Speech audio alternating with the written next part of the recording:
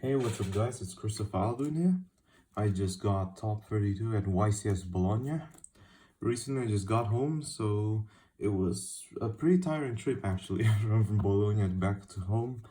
And I'm recording this video to make a deck profile for team InspireTCG.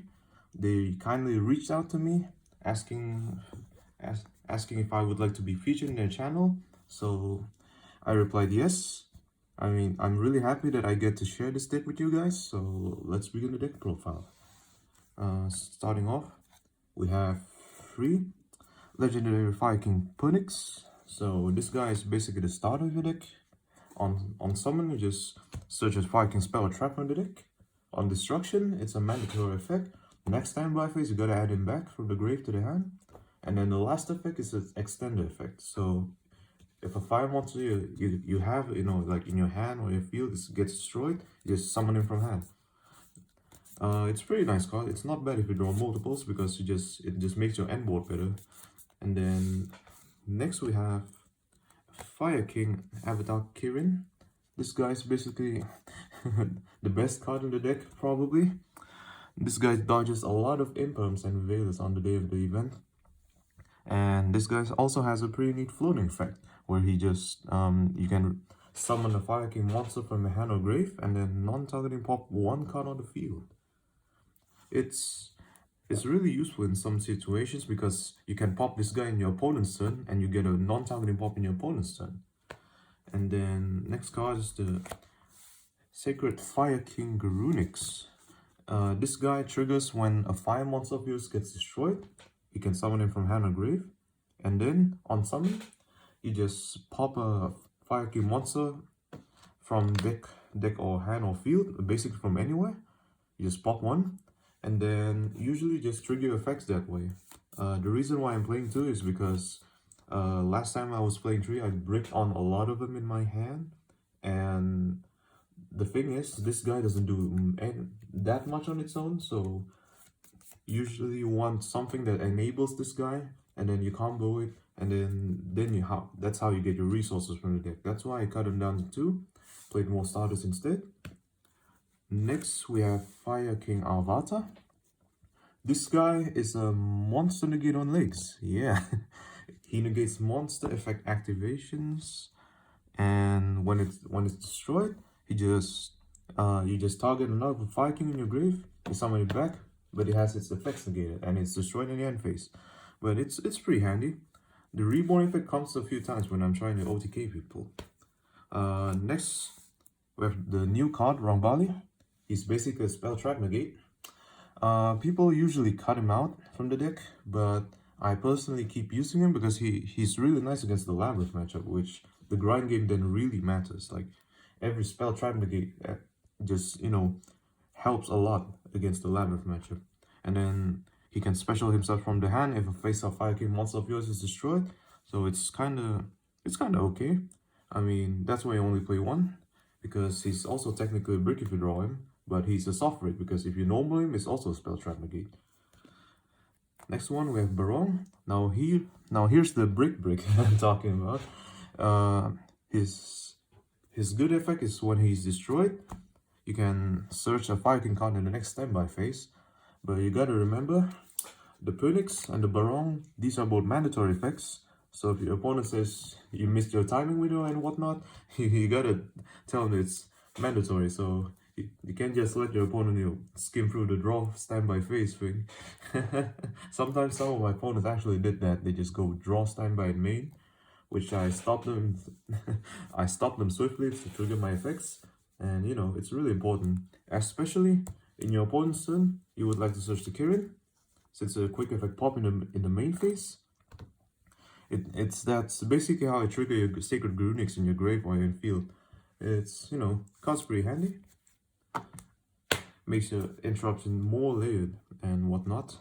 And we have the Fire King Island next and the Fire King Sanctuary. So these cards kind of go together because Fire King Sanctuary says that when you activate this guy, you just activate a Fire King Island directly from deck. And then Fire King Island, he's basically the dragonic diagram of the deck. You pop a monster in your hand and then you search a Fire King monster from deck. Fire King Sanctuary also has a pretty neat protection effect for your field spell. If it's gonna be destroyed, you can destroy a fire monster in your hand or field instead. And then its last effect is a quick Xyz. If your opponent special summons a monster, you just use your Fire King monsters to Xyz summon a fire monster from your extra deck. And usually you just summon, you know, the new Fire King Xyz monster, which just clears the opponent's board. It makes their life harder, you know. Clears the opponent's board in your opponent's turn. And also, don't forget the mandatory effect of Fire King Island. If this card's, you know, sent to the graveyard or it's banished from face up of the field, it has a mandatory effect. You destroy all of your monsters. It seems bad, but sometimes it actually helps triggering your Fire King monsters effect. So it's kind of meh. And next one's the Fire King Skyburn. You play only one copy of, because this thing's on paper it's pretty nice. Being able to, you know, on a quick play spell, being able to destroy your Fire King cards and your opponent's card at the same time.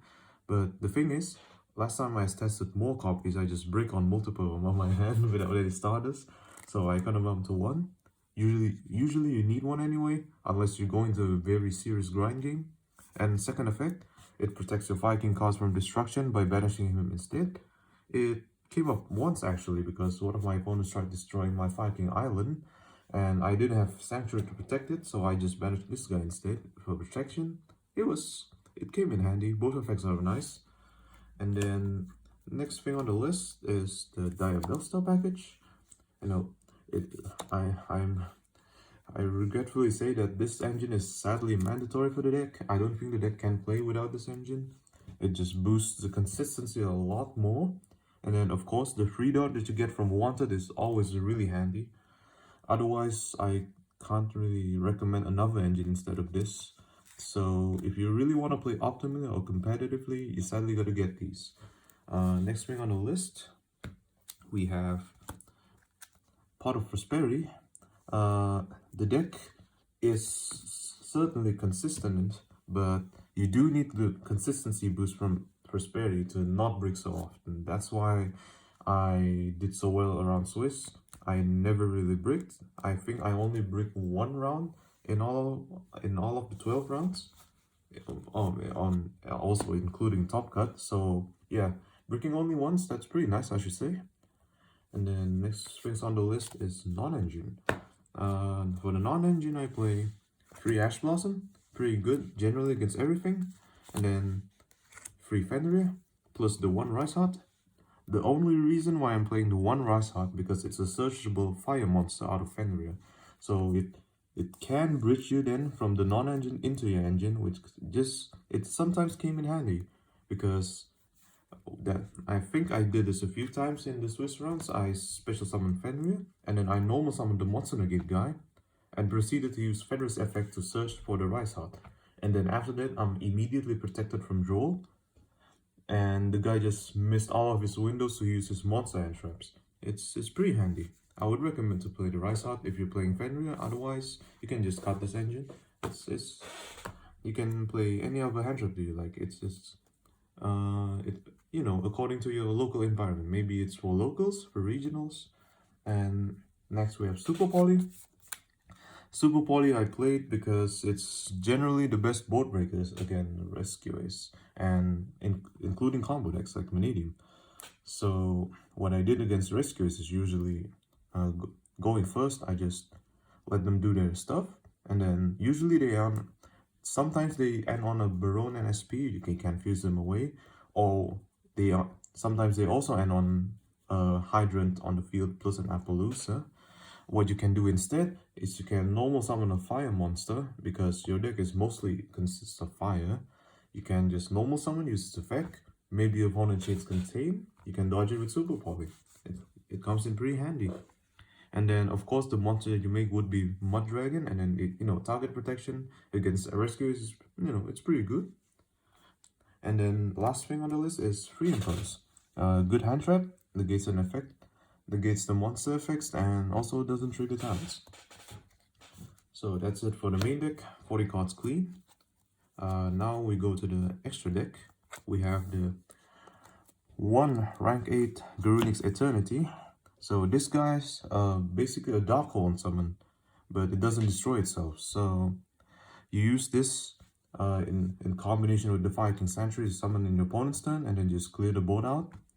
And then he also has the Ignition effect, where you detach one and target the spell charm on the field to destroy it.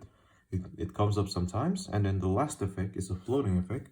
When he's destroyed, you can summon an equal amount of fighting monster from your graveyard in according to his number of materials. So it has a floating effect, destruction effect. You can't really ask for anything more for a fighting Ycs monster. Next thing on the Ycs monsters is the Typhon. Guy's pretty nice in breaking boards, especially if you're facing against Zeus. But mostly it's used against Dragon Link, Vanadium, you know, the huge combo boards. This guy just outs them pretty nicely. I would recommend, to play this thing in every single deck if you have the extra deck slot space for it. He's basically just a Link one, so he's pretty nice. Next on the list are the Link monsters. So I play one Linkuriboh, one Anima.